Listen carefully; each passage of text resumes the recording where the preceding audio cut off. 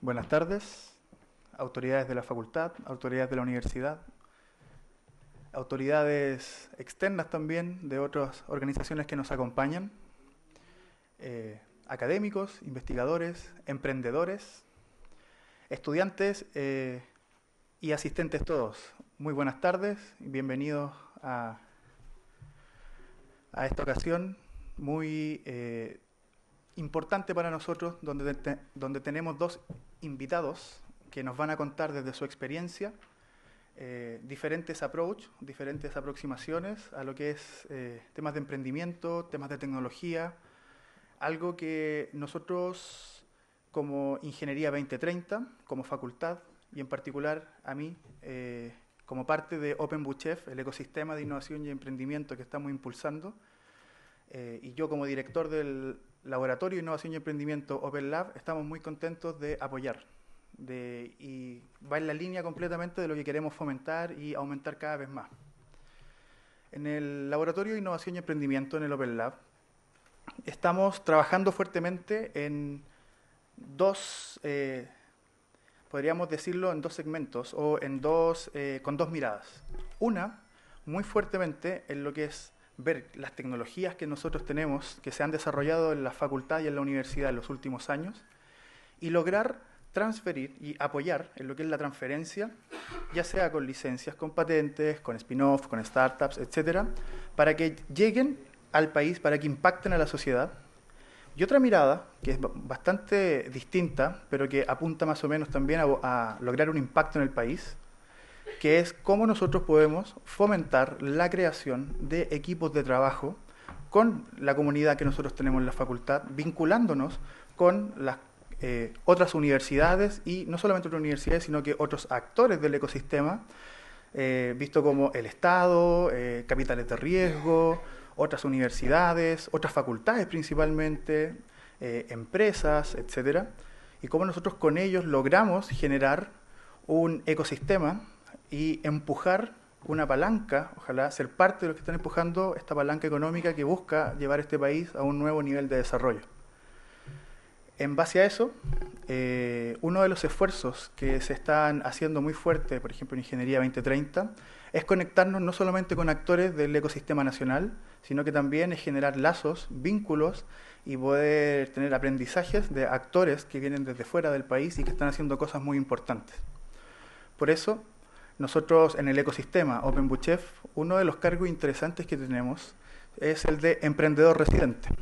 El emprendedor residente es alguien que ya ha pasado por una gran parte de este camino de emprendimiento e innovación, que hoy día lo está realizando Mauricio, que les va a hablar a continuación, quien estuvo fuera del país también viendo diferentes cosas, que cursó estudios afuera y que hoy día vuelve para apoyar. Algo que es muy importante, que lamentablemente no siempre nosotros hemos podido, que es un desafío no solamente de facultad, tiendo yo a pensar que es también de universidad, que es cómo nos conectamos también con exalumnos, con personas que ya han pasado por esta universidad, para que sigan ligados a nosotros independiente de dónde estén, en otras instituciones o incluso en otros países.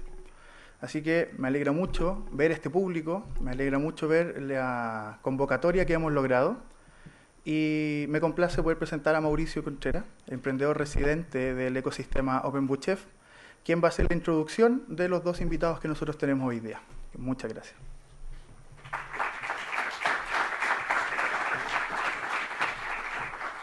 Muchas gracias, Francisco. Bienvenidos todos. Yo soy, como dijo él, Mauricio Contreras, el emprendedor residente de OpenBuchef. Emprendedor residente es un cargo un poquito raro. Significa que me tomo cafés con la gente y hablo con ellos y les digo exactamente lo que tienen que hacer. Y ojalá que cuando vendan su compañía en $1.000 millones se acuerden y me den, no sé, un chocolate, una cosa así. Solo quiero anunciarlo porque es un recurso que está disponible a la comunidad en ese sentido. O sea, cualquiera de ustedes puede, si quiere, agendar horas. Esa es mi función. es como recibir todas las inquietudes en cuanto a innovación y emprendimiento y tratar de canalizar de la mejor manera. Trabajo en todas las áreas del ecosistema, trabajo con el Open Lab, con la aceleradora que tenemos, con el Fab Lab. Mi experiencia es en electricidad, desarrollo de productos, manufactura, diseño, un poquito de todo, generalista. Y en esta ocasión me tocó poquito ayudar a recibir a nuestros invitados que van a la charla, que vienen en torno a un programa específico del MIT, que es el MIT REAP, este de acá. El Regional Entrepreneurship Acceleration Program. Me parece que es uno de los programas más ambiciosos que yo he visto que una universidad tenga en el mundo. Ellos lo que tratan de hacer es desarrollar regiones. Regiones, traduzcanlo más o menos como ciudades. Entonces, en este caso, hay varias ciudades del mundo que están pasando por este programa. En este caso, Santiago está en ese programa que dura 2 años. Tenemos un team de gente de muy alto nivel, presidido por nuestro vicedecano aquí presente, Felipe Álvarez. Tenemos gente de Corfo, gente de Codelco, que están tratando de ganar una batalla épica en torno a la innovación y el emprendimiento. Y va a haber otros momentos para contar acerca de eso. Pero dado este programa, tuvimos una visita de lunes a miércoles de gente del MIT y me tocó planificar un poquito este día. Si a alguien le gusta la actividad, no le gusta la actividad, si hay tomate, ya saben quién es la persona que planificó esto. Y la idea era tener a nuestros 2 invitados que pudieran dar una charla abierta a la comunidad. Uno de ellos, Sorin, bueno, o sea, no quiero como arruinar tanto la sorpresa, pero desarrolló una tecnología bien interesante para el tercer mundo. Y tenemos a Fady, que es el cofundador de uno de los hubs de robótica que se perfila para ser el más importante de Massachusetts, que a su vez es una de las como regiones más importantes de innovación en robótica en el mundo. Así que, without further ado, let me introduce Sorin Grama, entrepreneur in residence from MIT.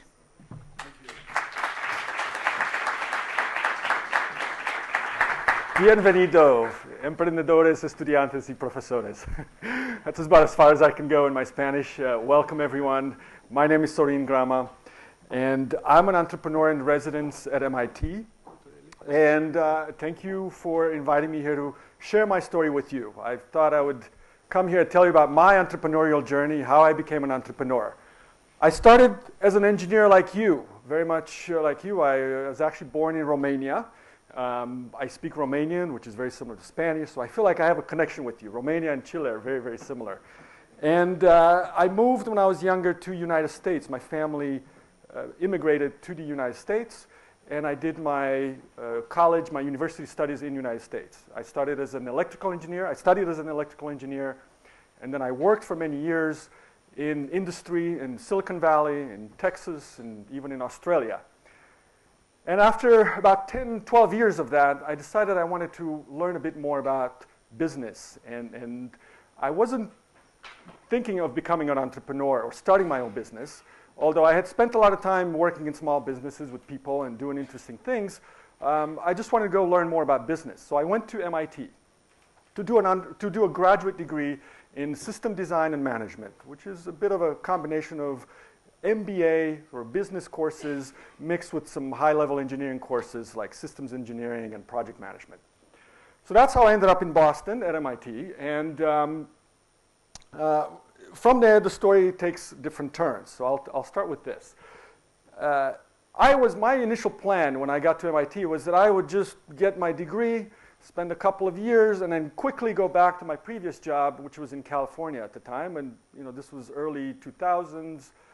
It was very booming, still a very booming economy. So I was planning to just go back as soon as I finished. But once I got to MIT, I started getting involved with some interesting projects and interesting people. I realized there was quite an interesting culture that was valued hands-on learning and building things. So I started working with some students that were building this kind of solar concentrator. It's a solar thermal concentrator that produces hot water, produces steam, and it can be used then to drive a turbine, and we can produce electricity with it. So we built this contraption that you see here in one of the parking lots at MIT. We scrounged up some funds from various places to buy mirrors and cables and motors and try to get the thing to orient itself for the sun. And it was an interesting project that was, it taught me a lot about solar power, and this was targeted for the African market. One of the students who started this was not my project, had spent some time in Lesotho. South Africa, and he wanted to build something for them. So I joined them, and I helped build this stuff over the summer. And one of the students after that said, well, what if we take this thing to India? You know, that's a much bigger market. Maybe India could use something like this. Rural areas don't have power, electricity, hot water. It could be useful for rural schools and clinics. So I said, okay, since I'm the business person in the team, maybe I can write a business plan on it. I was taking some courses on business, and so I felt like I had a little more experience in that. But I also started participating in the business plan competitions, which is an extracurricular activity that happens every year at MIT. Students form teams, and they come together with business plans, and they apply for this competition with hundreds, literally hundreds of other teams, and they compete against each other over a period of months, going through different phases until they reach the end, the final presentations in front of large audience. This was, I think, the last presentation was 1,000 people, you know, presenting your idea, and along the way you get a lot of feedback and you refine that idea. So we did that, and in 2007 we got second prize in that competition, which was kind of a big deal. It came with $10,000, which for us was a lot of money at that time. And I said, well, this looks like maybe this idea could take off. Maybe we could pursue it. Maybe I shouldn't go back to my previous job. So at that point, my career took a complete 90-degree turn, and I decided that I should not take a job in the industry, that I could maybe do this as a real business. You know, people were giving us some really good positive feedback, and this was something that was needed, we thought. And you know, I could spend a couple of years to try this out. I wasn't desperate for money. I didn't have loans and didn't have a family, so I thought I could spend at least 1 or 2 years to try this out. That was my initial thinking. So with that $10,000, I went to India for the first time. So I'm not from India. I mentioned, you know, I grew up in Romania, but at this point I had written all this business plan and assumptions without actually stepping foot in India. We had a lot of help from people, so it's not like we were completely clueless about what was happening there, but you know, I hadn't seen it with my own eyes. So when I went to India for the first time was in 2007 to try to find where this technology could apply. And this was a classic case of, you know, engineers with the technological solution, going and looking, oh, who wants this? Oh, look, this pretty thing. Who, you know, it does this, it does that. And as you might imagine, there were not too many takers. Everyone kind of looked at us like, yeah, well, here's my problem. You know, I'm trying to do, you know, I'm collecting tea and I don't have a way to dry it. Can you help me with that? So over and over again, we heard people they're not that interested in what we were doing, but instead, they started telling us about their own problems. And this is how we discovered a problem in the dairy industry. Now, dairy is a big industry in India, and it's kind of like the equivalent of mining industry here in Chile. It's everywhere. It's a big industry, and India is the largest producer and consumer of milk in the world. I don't know how many of you have been to India or have read or you're familiar with it. Anybody? Yeah, a few people. But you know, milk comes from the sacred cow, and it's used in absolutely every dish, you know, the chai that they drink, the curries that they make, even the religious rituals, you know, pouring milk on religious statues is a form of respect. So milk has a very important place in the Indian culture. And what we learned is that milk is produced by thousands and actually hundreds of millions of small farmers. And all these farmers produce only small amounts of milk, 5, 10 liters of milk. They have 1 or 2 cows. And they don't have farms like we have here perhaps in Chile or in the United States. There's no like massive 10,000 cows in a single farm. It's just 10,000 farmers with 1 cow spread all over the countryside. So all that milk gets aggregated, has to be quickly taken to a processing center before it spoils. Milk is a very perishable product. So this problem was introduced to us by one of the managing directors of one of the largest dairies in India. They said, look, this is my problem. In that trip in 2007, we said, oh, well, that's interesting. Can we go see it? So we went into one of the villages. We saw this. So, you know, we talked to some people, some farmers. We realized that this is actually a problem, something that needs a better solution. So we quickly changed our mindset in that trip by realizing that it's better to start with the big problem first and then design the solution after. So you see, we kind of flipped the whole concept upside down. Instead of having a solution looking for a problem, we became the other way around. Here's a problem that needs a better solution. So we left India in 2007 with this gem of an idea, and came back to MIT, did some more research. I had graduated at this point, so I was kind of, pursuing this, and realized that this is a large industry and actually could sustain a real business. So we formed a company, my partner and I had a business partner at the time, we formed a company specifically to focus on this problem only. Now, as you can imagine, there's nothing in this thing that does any kind of, is related to milk, so we completely dropped this technology idea. The team kind of dissipated anyway, some students were doing PhDs, so there's nothing really left there. Instead, it was me and my co-founder with a problem that needed to be solved. So it was just the two of us, basically, with no technology and just this gem of an idea. And that's how, actually, a lot of companies I find get started. It's just, if you have a problem big enough, worth solving, it's really, really important. So find those problems that you can solve. Now, I didn't have a lot of experience in the dairy industry. I didn't have a lot of experience in India, for that matter. So I had to do first research. I had to understand the problem deeply. And so we did a lot of work, and online, follow up in India with another study, a longer study, just talking to the dairy industry. And we realized that the problems that they were trying to tell us is everything relates to, they get poor milk quality, the milk spoils, the transportation cost is very high because twice a day they have to go collect this milk very quickly. The operating cost is very high, and you can't get enough milk for the supply, for the demand in the country. And all that was coming from a lack of refrigeration. There's no refrigeration in these villages. And why there's no refrigeration is because there's no power in all these rural areas. In fact, there is power, but it's not 24 hours a day. So that was the sort of the root cause. After analyzing the deep, the problem to us was posed here. Can you help improve my milk quality? But to kind of solve it, you have to drill down until you realize that the real problem was here at the bottom. The power supply in those villages cannot sustain any kind of good refrigeration system. So now we're back at the first principles of, how do we solve this power supply problem? We looked at the alternatives. The only thing that was available at that time was kind of this is a milk refrigeration system, an industrial refrigeration system that cools 1,000 liters of milk. And what do? You put a diesel generator next to it. Right? So now you got double the equipment cost, you triple the operating cost. Not a very good solution. So we try to understand what was the current situation before we jump in and try to do something different. And over and over again, we heard that this is not what doesn't solve the problem. It's too expensive for those conditions. Can we do something better? Well, fortunately, I'm an electrical engineer. I had done some work with solar power, so my first instinct was, let's use solar power. Seems like a nice concept. It can solve the power problem. Solar was pretty sexy at the time. This was 2007, 2008, and companies, investors were willing to give money to companies working on solar anything.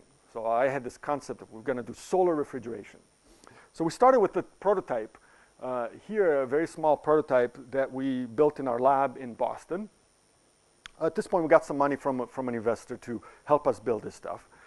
We hired a small team and we quickly proceeded with this. And this was a concept that then we took into the country, into India, and spent 3 months building the same thing. So rebuilt this thing in India and tried it out in the field for 3 months.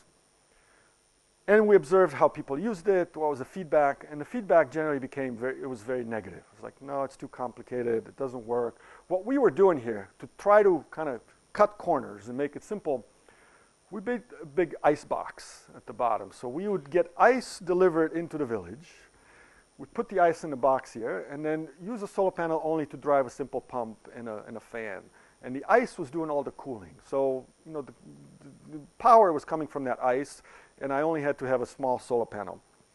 It was a neat idea, but it required this ice to be delivered, which is a process innovation that the customers were not willing to do.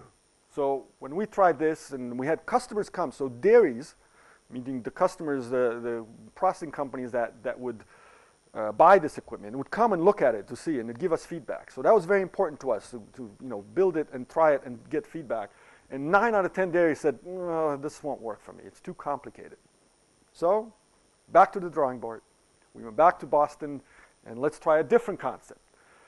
The next concept was we're going to make it bigger solar panels, right? Now we're going to put 2 kilowatts of solar and we're going to run a compressor to make ice on site. So this is, bigger system. We spent a year developing this. And at this point, we had a customer that was willing to pay for this. So he came to us and said, "Look, if you guys do this, I'll buy it. Here's a down payment on it." So we kind of had some good, positive feedback and pull. And we built this in Boston, and we actually shipped it to India. And this is now installed in February 2011 at a dairy in South India. They gave us a space to test it out. So remember, we had a customer willing to purchase these things and very interested in working with us as long as we can deliver something that works and it was at the right price. So they gave us all the equipment, the place where we can work, a room, even personnel to help us install it and all this stuff. So it was very, very, very helpful to us to have that kind of connection. But the day we installed it, the managing director of this dairy walks in, and I still remember, walks into this room and looks at it and said, "What are you guys doing? This is way too big. It's too expensive. It doesn't cool enough milk. You completely missed what I needed." And it was disastrous. I mean, it was completely, to us, it was defeating, and we realized that we had missed again the product. We kind of went the other way around, made it too complicated. Earlier was very, very simple. This next time we went, the pendulum swung the other way where we made it too complicated. And at this point, we didn't think there was any more future. We had kind of reached the end of our, this is 4 years in the making, right? This is our second prototype, so second iteration, and the customer just rejected it on day one. So what do we do now? We're kind of running out of money. We laid off our engineers, and we paused to think about if there's any future for it. There's nothing we could do now. We ran out of money. Now, fortunately, and I took some time off to kind of think about it. Fortunately, the customer came back and said, "Look, you guys are still working on a very important problem. I still need a better solution. Can you do this without solar panels? Can you get rid of that?" "Well, yeah, sure, we can. I mean, it's half the cost." But how would we? Well, wait a second. Can we use the grid that's already there? Yeah, I guess we can use it, but how do we back it up? Oh, wait, we have a battery. In the process of designing the solar system, we had to build some kind of energy storage because solar itself is not very useful without energy storage, right? You don't get solar power at night. You need to store that energy somehow. So we developed a storage system, which is shown right here, but we didn't think very much of it. It was kind of a necessity, just need to have it to store that solar power. And when the solar power thing crashed and burned, it didn't work, we realized that the obvious solution, the ultimate solution, was the energy storage. The energy storage was the thing that sort of emerged once we kind of lost our bias or threw away our bias towards solar, and we realized that energy storage was the real answer. With energy storage, you can run the system on a grid. So forget solar. No more sexy solar, nothing. It's just connected to the grid. The grid comes on and off at random times during the day and night. It doesn't matter, even 1 hour here, 1 hour there, but as soon as it comes on, we run a compressor. This is a refrigeration compressor that cools the stuff inside and stores the energy. So I don't know how many of you are mechanical engineers here, but when you cool something, basically, or when you freeze a material, you store energy, and when you melt it, you release the energy. So that was the concept that eventually worked. So quickly, with that realization, we switched gears. Fortunately, we got some funding immediately after that from the US government to pursue this idea a bit more. It was sort of a lucky coincidence. I had applied for a grant to get some money to that. So we quickly got some money and went full speed ahead on this battery idea. So the lesson here is that I was so biased and my engineering preference was towards the solar thing that I missed sight of the real answer, right? The real answer was the energy storage. And finally, after all these things, we discovered it and we continued on. So that was the inflection point which kind of put the company back in the track. We got the money and we quickly built, and this is literally 3 months, 4 months later, we built another prototype. Now you see the battery here, a little smaller, more compact. Here's a heat exchanger that cools the milk, connected together, have some fluid runs in between that transfers the heat from the heat exchanger to the battery, and that became the concept, the first thing. We showed this to our customers, said, yes, I like it. Now what's next? Let's build another bigger prototype as a demonstration. So we went and worked with the design firm to try to make this beautiful demo system so we can actually put it in the field and try it for real in a village. And we did that. You see here, so the compressor is kind of hidden, beautiful covers there. There's the battery here in the back. There's a heat exchanger here for milk. I'll explain that later, but it cools the milk rapidly by using a surface heat exchanger. And then there's a milk storage here, which is a tank, stainless steel tank, that stores the milk until it gets picked up. So fairly big system. Now we built it, we put it out there, and it worked just like we expected it. Power is coming in and out at all random times, and we always were able to maintain the milk cold by using the energy stored in the battery. And in fact, this system still runs today. It's many years later, but it's still running. And with that, we got our next milestone. The customer that rejected this initially, and that disaster with solar, came back and said, now I think you've got it. Finally, you've got it. I'm going to give you an order for 50 of these.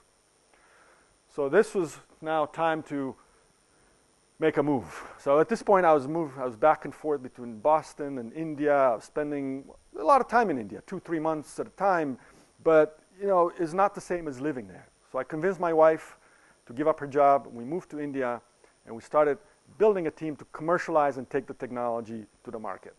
This, what I show here, is a demonstration. It is way too expensive, and it was not the kind of commercial thing that you could sell thousands or hundreds of. So we had to redesign the whole thing. So I went to India, hired a few people, found some good people, and we started redesigning the entire thing to make it simpler, and it became this version. You see a lot kind of cut down, very basic, you know, I explained earlier that if you could do something with 2 screws instead of 4, that's what we did. You know, you take all the unnecessary stuff and you want to bring the cost down, so at least you can make it profitable for us as a company, but also affordable to the customers. You know, in India, the consumers are very, very keen on price to be low. So we had to reduce the price, and this became our battery, smaller, cheaper. This became our battery here. The blue tank is the thermal battery. The ice storage is here, compressor, storage, milk storage tank, and then the heat exchanger here. And this was 50 units, and we started deploying them, and they're starting to work well, but it was a long time for people to evaluate this stuff. So here's how it works. The farmers will come in the village, they'll pour the milk. This is the surface heat exchanger that drops the temperature of the milk from 35 degrees at the top down to 4 degrees, and then it goes into it's not shown here, it's into the storage tank. And the battery worked beautifully. We had a lot of, you know, I'm skipping a lot here, but there's a lot of pain and suffering to get these things to work well. You know, we redesigned everything from scratch, basically. So when you start that iteration, everything works differently, you know, when you change sizes and flow rates and things like that. But eventually we made it work. And after delivering 50 systems, nothing happened. We kind of, you know, we're waiting for more orders, nothing, you know, go back, is everything okay, how's that? So luckily I was there in India to continue working with customers and get the feedback and understand what was happening. Even at this point, with 50 systems, it was still not quite clear that this was what the customers wanted. And so after spending enough time to talk to them, here's one of our customers who was very vocal and told us some of the things that he didn't like about the system. We realized that they didn't like the storage tank didn't look very clean and very sanitary. And you know, if you recall, you know, here it was a storage tank that was kind of plastic on the outside, but stainless steel on the inside. The plastic gets scratched, dirty, and it doesn't look good. And it's not what they're used to in the dairy industry. So if you were here in the mining industry, if you give them something that's not quite what they're used to, they would complain about it. And so that's exactly what happened to us. And when I changed this design to this kind of tank, where it's all stainless steel on the outside, even if it was more expensive, they were very happy with it. So this eventually took off, and now, many years later, I'm happy to say that we have about 400 of these now installed all over India. So story is sort of continuously refining the product until you get to something that works and the customers are happy. Here's a portfolio of products that we now sell, and a factory in India where we make this and assemble these things, and everything is manufactured and sold for the Indian market. I won't go into other products, but we could do fruits and vegetables as well. So we experiment with other things, but for the most part, we stayed with the dairy industry because that's where the biggest customer base is and that's where the need still remains. Along the way, I want to just take a few minutes to tell you about another thing that was very useful for our journey. Was develop an incubator of sorts to kind of create and collaborate with other companies that are doing similar things in clean technologies. So at one point when I was building this stuff in Boston and back and forth between India and Boston, we needed to build at one of our prototypes, and we needed a warehouse. Like just a simple, grungy, dirty warehouse to build equipment like this. You saw it's fairly big equipment. You can weld, you can make noise, you can do all kinds of things. And my partner found this warehouse, and it was a very big warehouse, and it was just the two of us and a couple of engineers. It was kind of lonely, and so we said, well, maybe we can share this with other people. So we put out a call to the community of other startups there in Boston, especially MIT, and soon enough we had a few other startups all willing to come share the space with us and share the rent. That was even more important. Even though we were paying very little rent, we still wanted to share that because we felt, we can save a bit of money. So that became a nice community of entrepreneurs. What was really important is that we're all doing something in clean technology. So using similar tools, similar skills, SolidWorks, AutoCAD, mechanical design. So we had employees that were very similar in skill, and even funding sources were similar.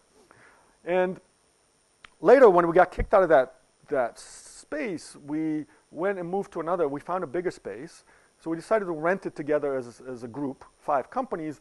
And it was a kind of a dirty, abandoned space. So we had to completely redo it, clean it up, paint it. We all rolled up our sleeves and painted, cleaned up, spent weekends, about a month just getting the place ready. And after this, we opened it up to other companies to join because it was a bigger space. So now 15 companies joined. And then later, we moved it to another even bigger space, and 50 companies are now part of this collaboration called Greentown Labs. You see here the lab space where every company gets their own little square there where they can put their benches and equipment and everything. That's their space, and they pay for that square footage. And then there's an office and an event space where we get together and share and have presentations, and we have all kinds of community activities and things. So the combination of office, a bit of office, so you write a few emails, lab space, very, very important, and the event space became Greentown Labs, which is now quite popular, and when we have more demand that we could, then we have space for. So with that, I'll end it, and I don't know if we have a time for questions, but I'd love to take a couple of questions. Mauricio, you can tell me how much. Okay, one question, and then I'll be around here afterwards so I can answer more questions, but tell me if you have any burning questions here. You guys are a very quiet audience. Yes, you have a question? No? I saw someone raise their hand. Yes, go ahead. Sure.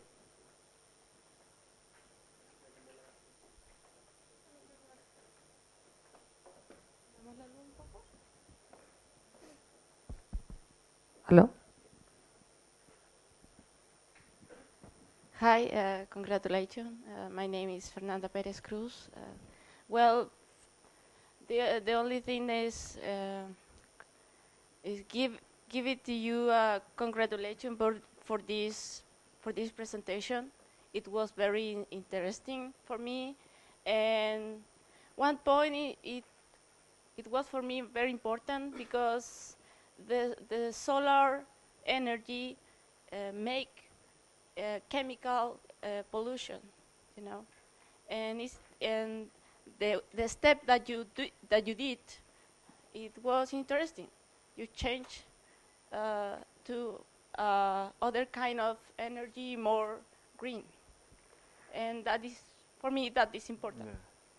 Yeah, Thank I mean, you. I think thank you, appreciate that. I think for any engineers, and lesson I learned is that you have to be pragmatical. You have to be practical about things. What works, what doesn't. And we have a lot of biases. We love to use certain technologies, and we're passionate about certain things. But ultimately, is not what you want, but is what the customer wants.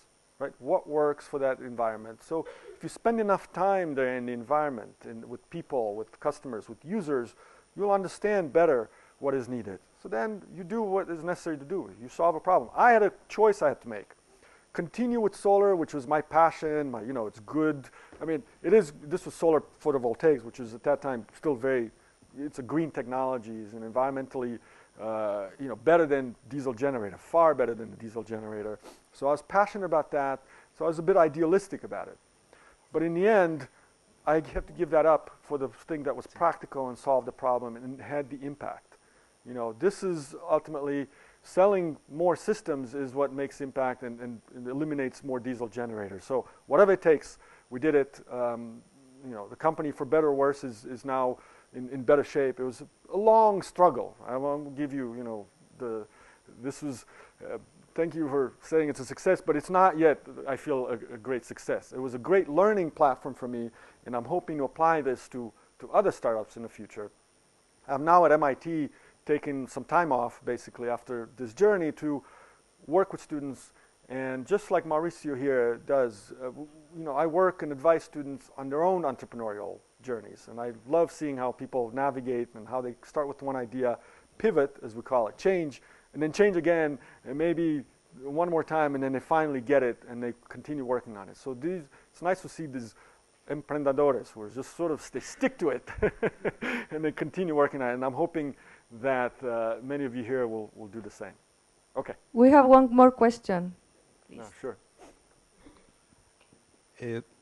Were you able to produce prototypes in India, or everything was done in US and then you were shipping to India?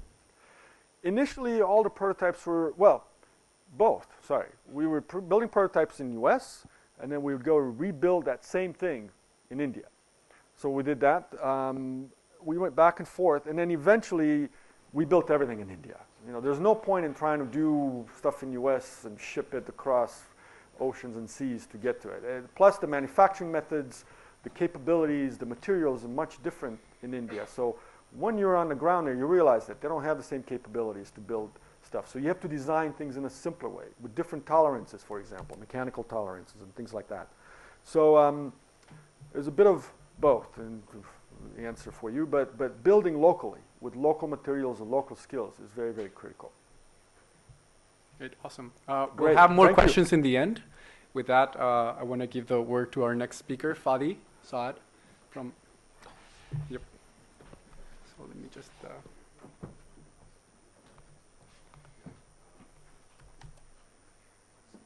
So Fady is the co-founder and director of partnerships at MassRobotics, and I don't want to spoil the surprise, but it's kind of a big thing that's coming up in robotics space in Massachusetts, which is where a lot of the really cool startups around robotics are. And if you have a startup in robotics, you should be there, I think. iRobot comes from there. Boston Dynamics, stuff like that. So just a little bit of technical, he has to get a microphone kind of thing. We didn't have time. How about you should please come forward. Yeah. Thank you. I have a question in the meantime. Yeah, sure. Are you a billionaire? No, by far no. Maybe in Indian rupees. No, but we didn't do this for the money, to be honest. I mean, I think we looked at this as this was a problem to be solved. I'm an engineer. I dove into it because I wanted to solve it. Honestly, I didn't realize how difficult it was. But then I got sucked into it, and I was just like, damn it, I'm going to do it. You know, the impact that it creates on people, the farmers in India, was something that sustained me, and realized that this is fun. This is something that matters, and you know, if we make money at it, great, but it's not the primary motive. And I think I see a lot of students these days that, you know, they want to do something that matters, that's important, that changes people's lives, and encourage you to do that.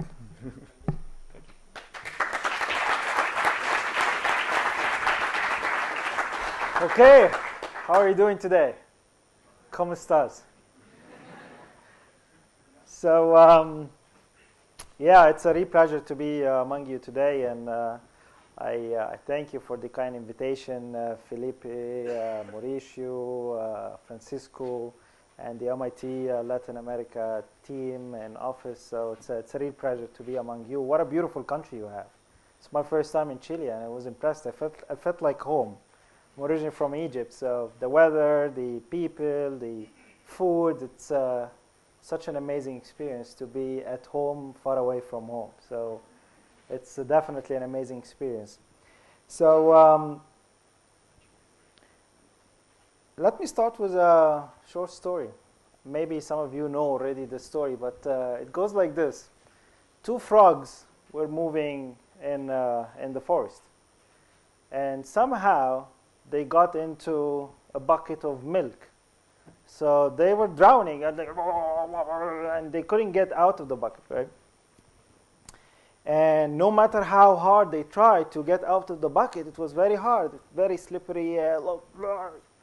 And then one of the frogs said, you know what? It's very hard.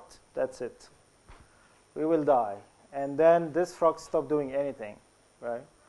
And then what happened? Drowned and died. Kind of expected, you know? This is easy. This was not a tricky question. The other frog was a little bit crazy and stubborn and said, no, I'm not dying today. And it kept moving, and then it would slip, and then go down, again. I mean, it was crazy. This was thousands of years ago, right? Now we have tons of problems, right? Like many other countries. So, yeah, I was there, and I wanted to do something different. I felt that I can do much more than just staying in my job. I had a very decent job at Siemens, Nokia. I was traveling a lot, but it was a corporate job. And there was something inside me saying, Fady, this is not what you meant to do. What is this voice? I don't know. It was something every day shouting and saying, what are you doing? This is not what you meant for. Right? And then sometimes you cannot resist it. You have to listen to it. And then I started looking at kind of like, okay, so what can I do? And I was very interested in the idea of like why certain companies succeed and others do not succeed. Why many companies in Egypt fail and few succeed. And like in the United States or in Europe, somehow there are much more companies that succeed. And I was very obsessed with this idea. And I said, you know what? I want to take some time off and try to understand this problem and try to understand why does this happen? Why? So I looked around and I said, you know what? Maybe I should do an MBA. And obviously this was big kind of mistake. It's not MBA that you will learn how companies succeed or fail. But anyway, I said, okay, I'll do that. So again, back to the act of movement. I decided to do something. So I started like looking at kind of business schools and said, you know what, if I'm investing the time and the effort and the money, let's shoot for the moon. So I said, okay, I'm applying for the top 5 schools. And then like my friends said, are you crazy? Why Harvard will accept you or MIT will accept you? Come on, there are tons of much more smarter people and good-looking people that will go there. And you don't have the funding, even if you got accepted. How you will pay thousands of dollars to study in Harvard or like Stanford or these schools? I said, you know what? I mean, other people say that the funding is not a problem. I mean, the problem is to get accepted. So, okay, let's prepare the application. I need to take a test. Okay, let's take the GMAT. So, piece of cake, GMAT, yeah, okay. And of course, it's not a piece of cake. So took GMAT, and I got a very bad score.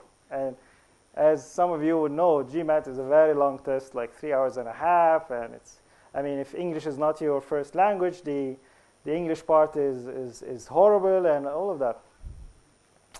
So, so I went back home and kind of like slept for like 3 or 4 hours.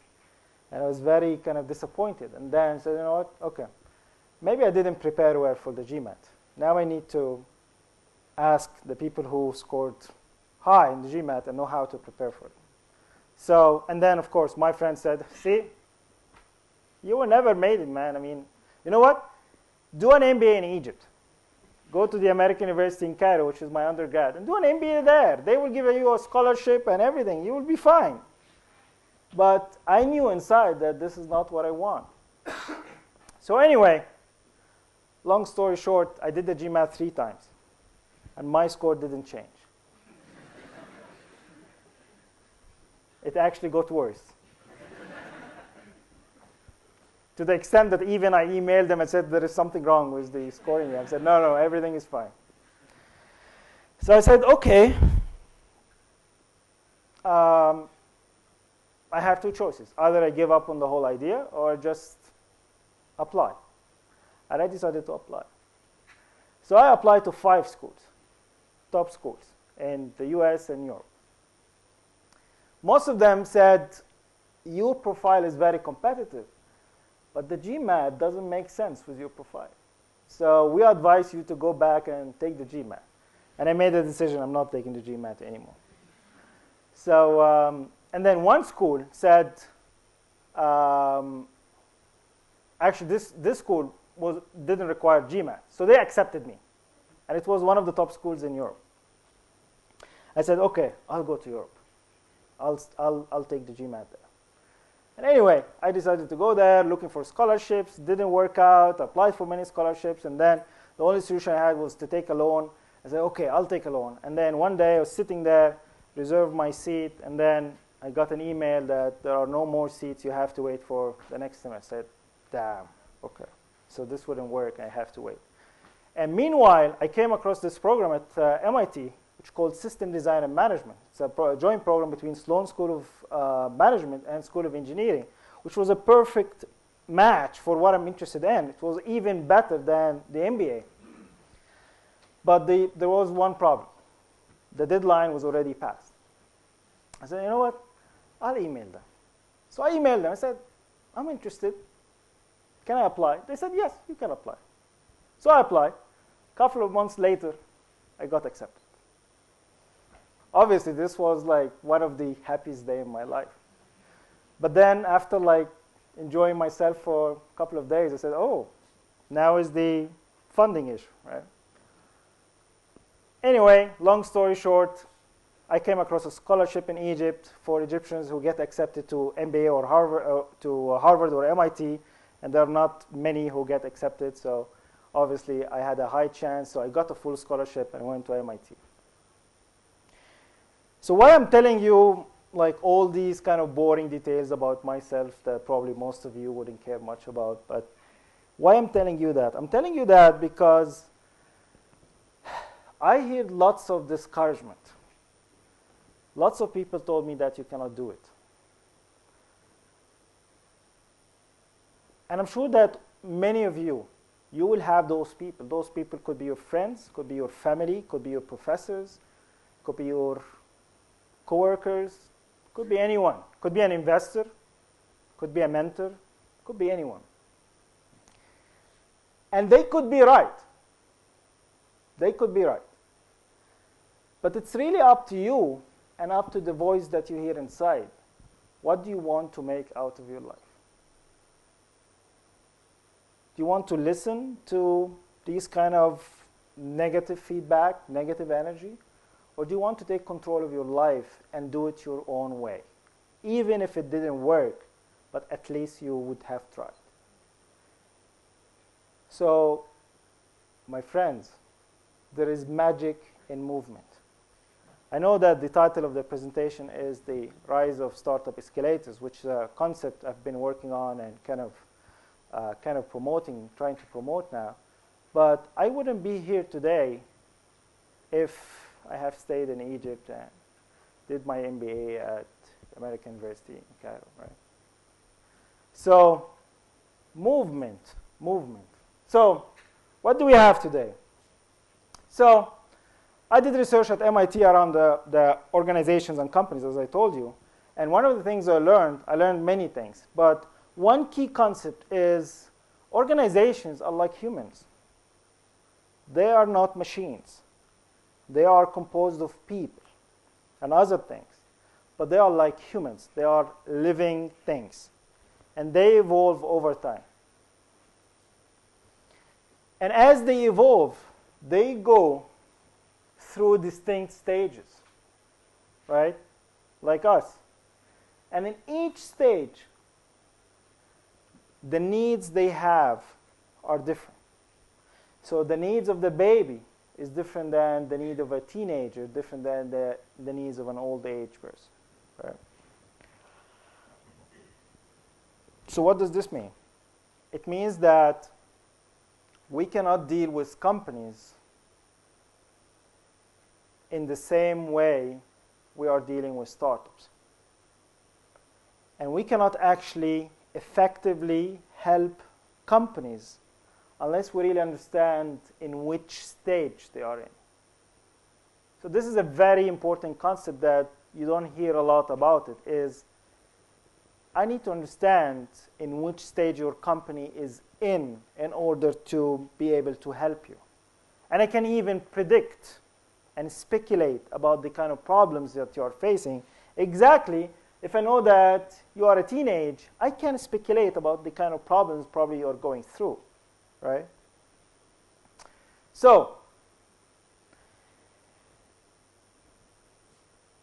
there are different perspectives. So even as companies grow, like think of it as a cube, right? If you have a cube, and this cube is kind of growing over time, it has different perspectives, different views. And each view is changing, right?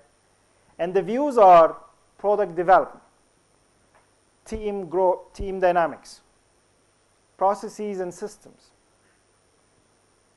and so forth. Lots of perspectives, right?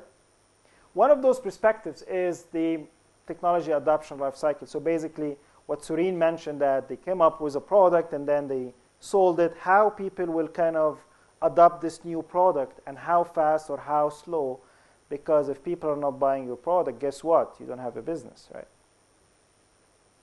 So I think many of you are familiar with this kind of graph. Like it says that you start with a product and then you have kind of slowly growing kind of adoption, and which can be translated into sales. And then the people who are interested in kind of novel products and kind of new products, they will buy it from you, they will get it from you. But then you will have a chasm, you have a gap, you have a valley of death, right? That you need to jump in order to be able to get to the kind of masses and sell your product to lots and lots of people, right? So crossing this gap is many times very tricky, and this is where many companies die, right? So, historically speaking, people have started innovation spaces that can help companies across this kind of life cycle, right? One of the very famous or very kind of popular spaces is incubators, which is usually at the very early stage. So you go to an incubator with an idea, right? You don't have a company yet. You go with an idea. And you say, you know what, I'm having this idea, I have this technology, and where should I go from there? And then the incubator will incubate you, will incubate the idea, and try to build a company out of your idea, right?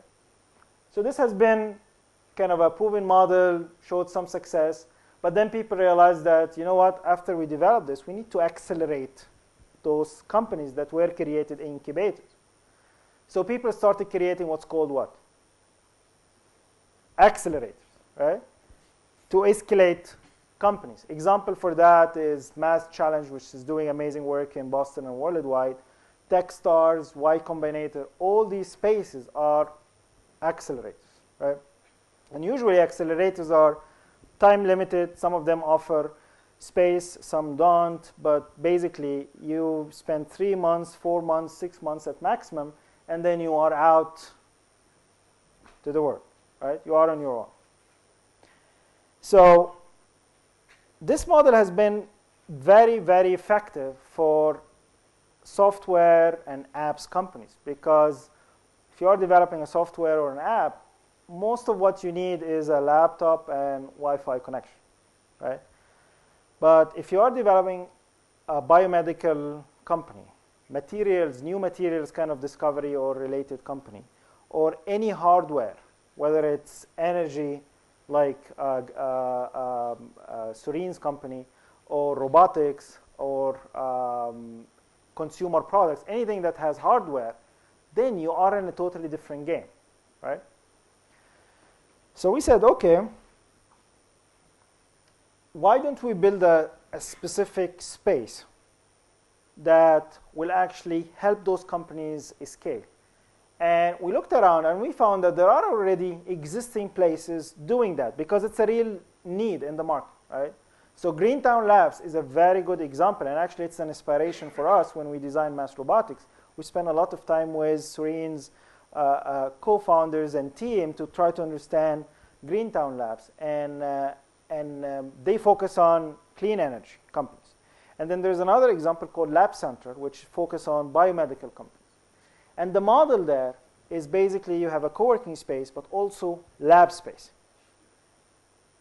So in the case of the biomedical, you have wet lab where you can do kind of tests, and they supply all the material you need, all the permits you need, and all of that. So we said, you know what? This is what robotics need. We will design a space around this concept. We have co-working space, and you have a machine shop, 3D printers, electronics lab, hydraulics lab, sensors lab, all the kind of resources and infrastructure that a robotic company will need, we will provide there. And not only that, because this is not all what they need at this stage. They also need more investment, because probably they are at angel or round A kind of round. They will need introduction to potential customers because they want to sell. They need relationship with components providers, manufacturing companies, because this is the stage where they actually move from a working prototype into kind of mass production, right? So we designed the whole space around this kind of idea that it need to be not an incubator, not an accelerator, and we were stuck. What should we call us? And then one day I was sitting with one of the strategic partners and said, you know what? It's an escalator, because we scale companies from one stage to the other. It was in a lobby of a Marriott in Kendall Square, and I was looking at the escalator there in the lobby. So this was the kind of the inspiration that it takes you from one level to the other, and it's always on. This is the other thing, that's not time limited. So you can come to an escalator, it's rent based, you pay the rent month to month, there is no time limit. And then basically, once you feel that you reach a stage where you are ready to go out and use, like get your own office or use one of the generic co-working spaces, then you can do that, right? So these are some numbers about robotics, just to impress you, like how important robotics is. But seriously speaking, these are like huge investments happening in advanced manufacturing, and self-driving cars, and commercial drones, logistics. So these are very hot areas now in robotics, where many companies and many startups are kind of like looking at different business models, different applications in these spaces. And we are working with some of the key players in the space.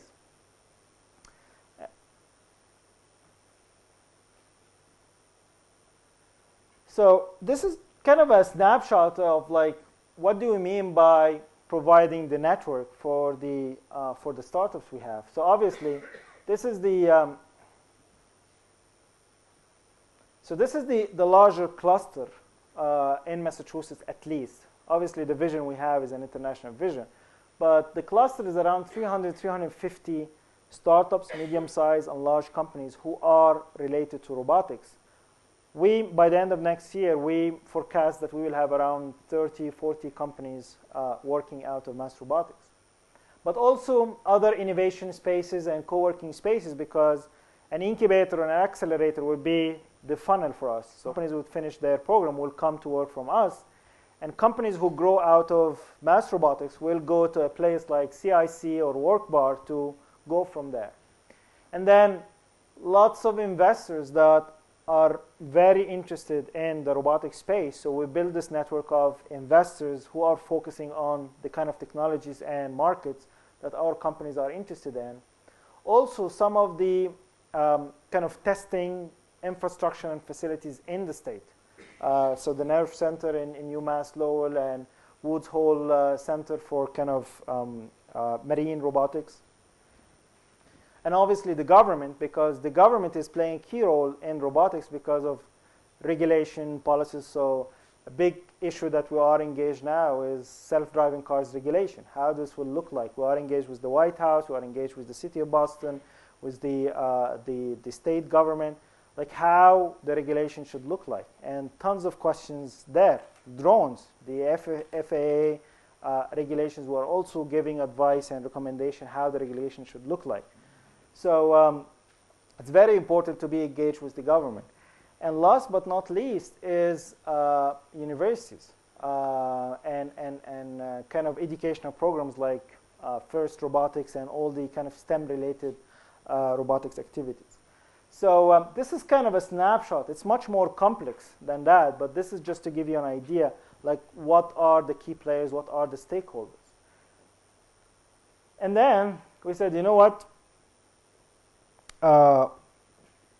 It's good to do all of that, but if we don't have enough funding, I mean, it wouldn't work out. So we designed a business model around rent-based model. So companies will be paying rent. But we said we also want strategic partners and sponsors, and not only to provide funding for the operation and the kind of scaling plans that we have, but we realized early on that we need large companies, especially in specific industries, to focus our entrepreneurs and our startups on specific commercial problems. Could be oil and gas problems, could be construction problems, could be manufacturing problems, warehousing and logistics. And obviously when I came here, mining problems. So these are the kind of things that it's very important that large corporates get engaged early on and voice their needs, voice their challenges, voice their problems, so that the entrepreneurs can start looking at that, so that the investors will take note that this is an interesting market and we need to look into the opportunities there.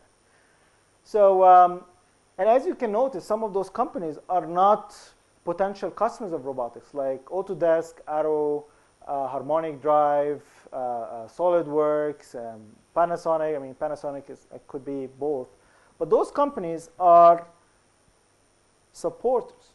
They provide the tools, they provide the software packages, they provide the components, they provide the expertise that would help companies build viable products. And also you can see government agencies. So Ireland Development Agency interested in building this bridge between MassRobotics and Ireland, so that companies from Ireland could come to MassRobotics and companies from MassRobotics would go to Ireland. We are exploring if we can build something like that with Chile. BRC is one of the first VC funds that are mainly focusing on robotics, so Brain Robotics Capital. It's a VC fund mainly focusing on investment in robotics. And we started to see more of these kind of evolving in the US. One day, I got the innovation guy from Liberty Mutual. Liberty Mutual is one of the largest insurance companies in the US. So he sent me an email and said, Fady, I'm interested to become a partner in MassRobotics. I said, what? Liberty Mutual? He's trying to sell me something. Those insurance guys are always, they have their own ways. So I said, okay, so what's the deal? Why you are interested in robotics? And he said, very simple. We have been exploring using drones with machine vision technologies, image processing technologies, to inspect houses' roofs, so that when we generate an insurance policy, we know exactly, we already inspect. We don't need to send someone there and inspect the roof. So we will do it by drones. So, oh, this is an interesting application. Yeah, definitely. Give us thousands of dollars and we'll have you as a partner. So we sign him up.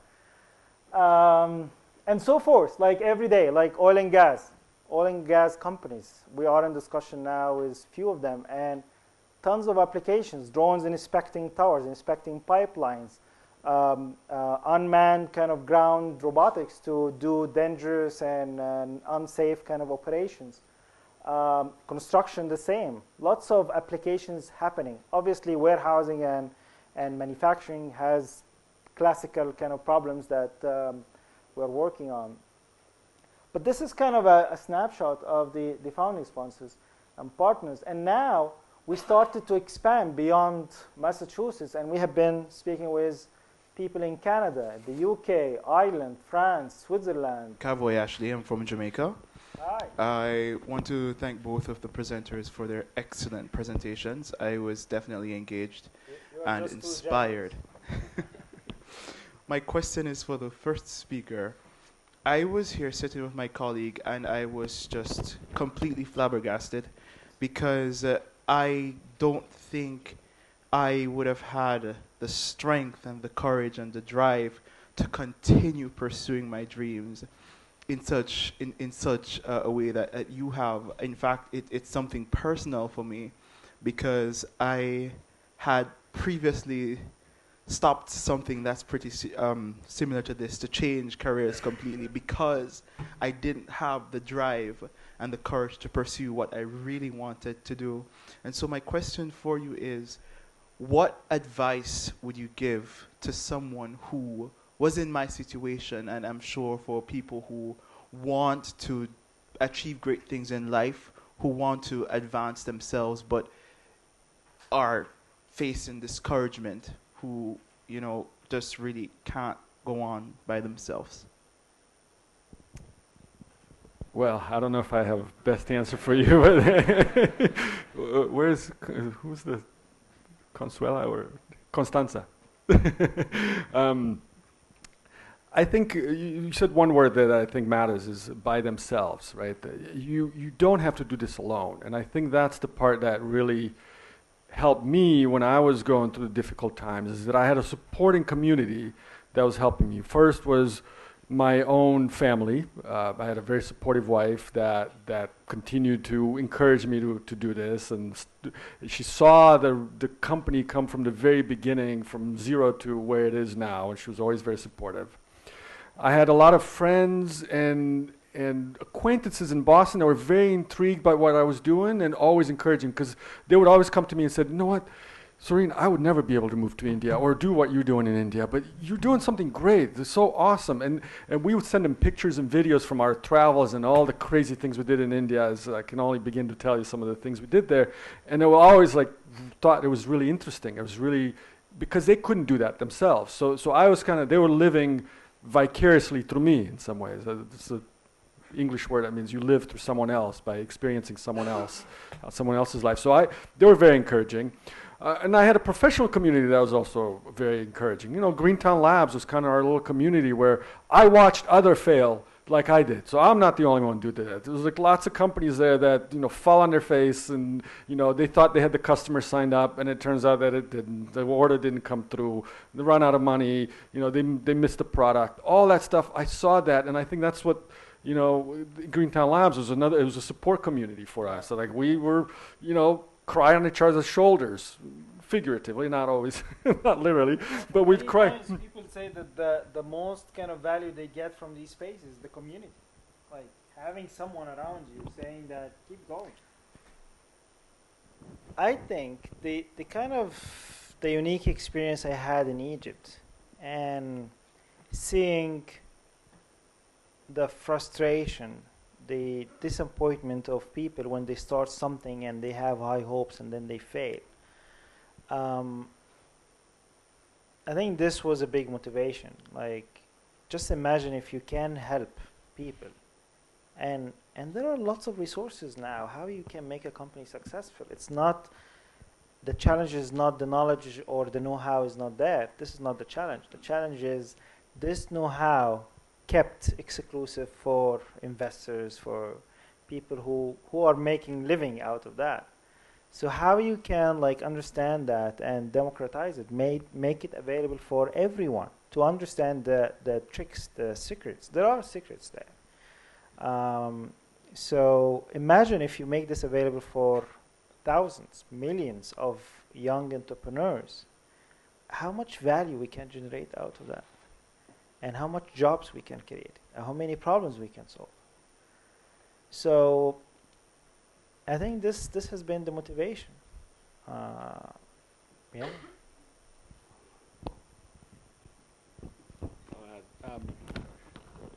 Yeah, I think. No, but also more philosophical too. I think when I went to MIT, I had some idea I wanted to work on some startup, but it had very limited application, very limited value. And the thing that I learned there is that people tell you is like, do something that matters, do something that has big impact. There was a professor that said, do something that impacts 1 billion people.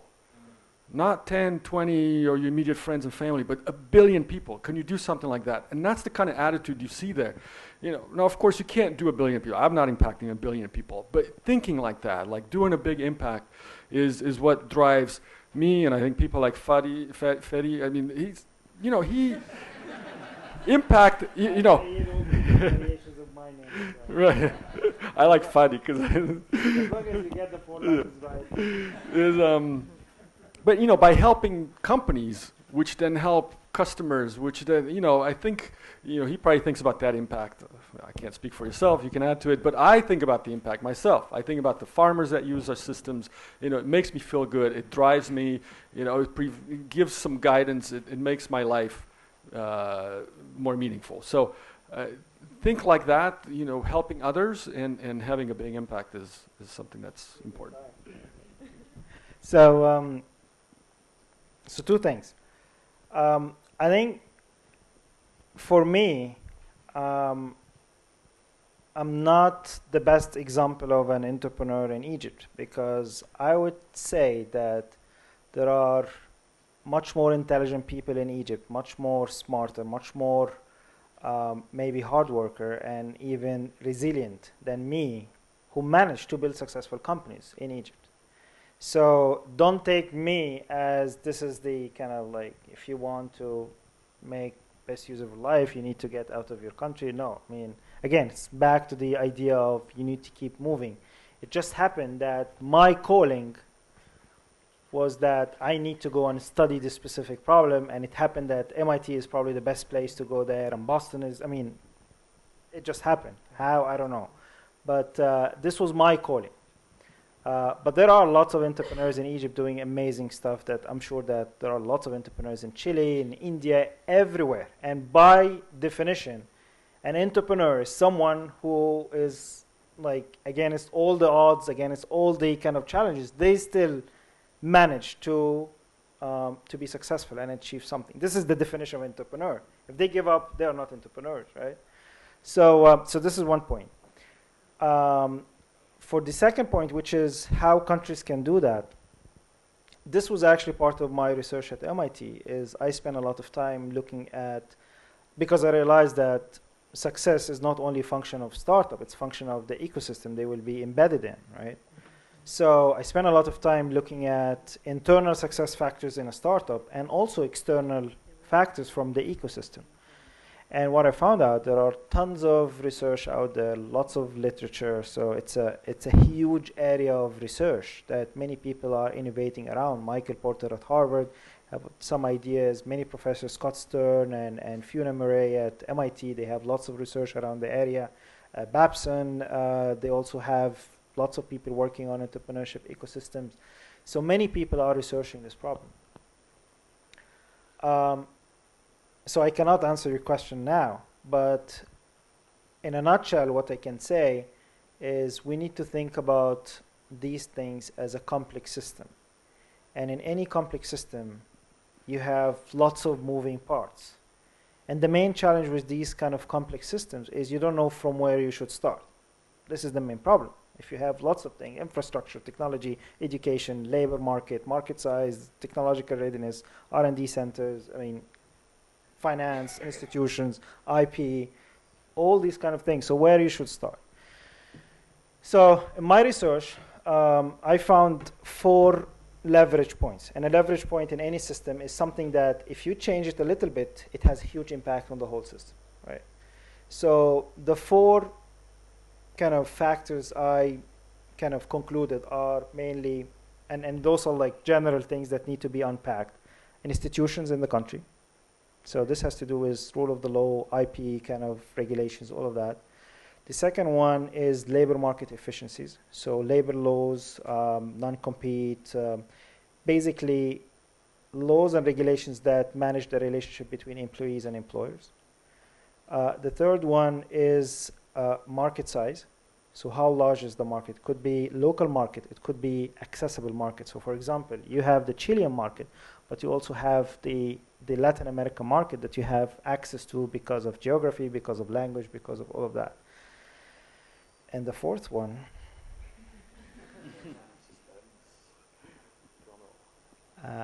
the fourth one is fear of failure, which is a cultural thing. So again, there are organizations, the World Bank, the World Economic Forum, and Global Entrepreneurship Monitor. They measure these things. So what I did is actually I did an experiment using kind of a modeling technique called system dynamics to see the impact of the geography on the same startup. So if this startup in Boston with all the variables of Boston there versus if the same startup but embedded in Egypt and it just changed the kind of numerical value of these variables. So what will be the impact? And the results were crazy, but I can't share with you the results. But these things are measurable, and people found ways to measure fear of failure, to measure market size, to measure institutions, efficiency, all of that. So these are the 4 leverage points according to my research.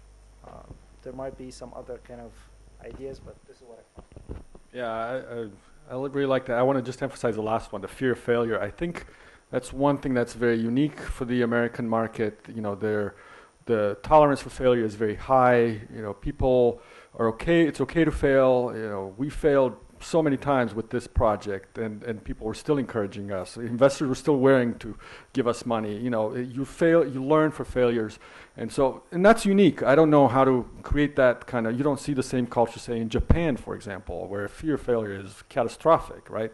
So one thing that's unique about the American market, and both me and Fady are immigrants. You know, we came from another place. We went to America, and what a lot of studies showed that immigrants tend to be more likely to start a business because they don't really know the norms. They're kind of outsiders. And when I went to India, I was an outsider there, and I was just like another immigrant again.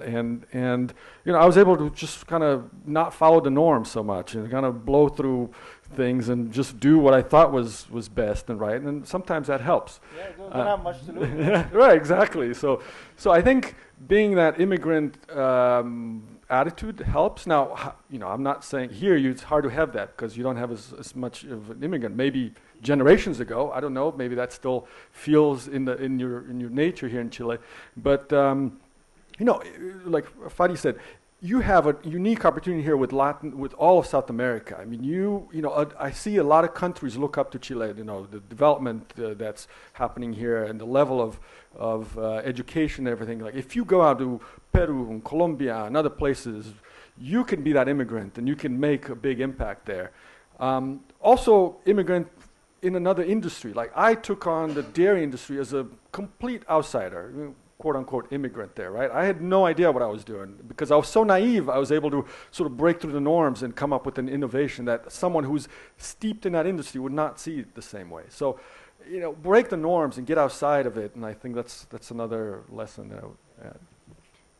With that, I think we're going to close the round of questions, and just a couple of announcements. There's a cocktail right now opposite to this auditorium. Yeah, so go eat and have fun. And if you have any more questions, you can nag these guys over there.